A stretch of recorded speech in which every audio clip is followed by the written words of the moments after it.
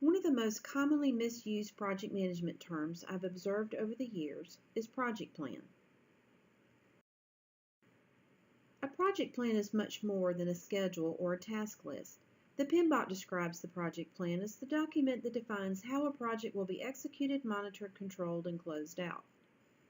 It can be a high-level summary, or it can be more detailed if that's required. The subplans making up the project plan can also be a high-level summary or be very detailed if that's relevant to your specific project.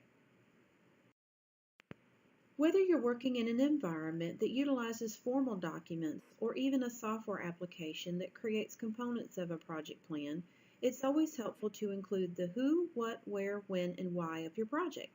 Who being the team members assigned to the project, what being the requirements of the actual project, where being information related to any locations impacted by your project, or perhaps where the actual work will be performed, when being the schedule or the timeline of the project, and the why being the business case or business need, which will be included in the project charter.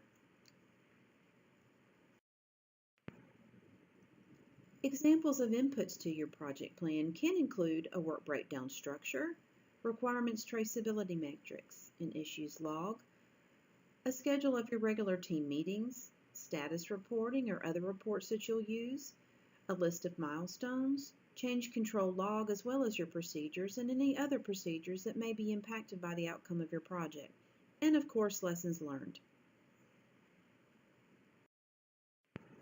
Your project plan is not written in stone. You'll be making changes throughout the life of your project, so be sure to indicate a version and/or a revision date when making changes.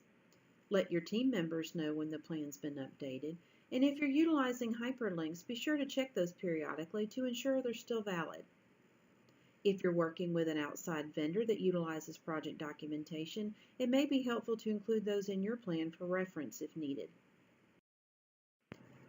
When it comes to questions and issues, I suggest that you keep those on separate lists, and that's so that management has an accurate view into each type of item. If you do have an answer to a question that results in an actual issue, then close out the question on the question log and open a new item on your issue log, and that's to capture the true progression of that item. Be sure to include an actual resource assigned to address the question or issue, and if there's any information needed to actually resolve the issue, be sure to notate that as well.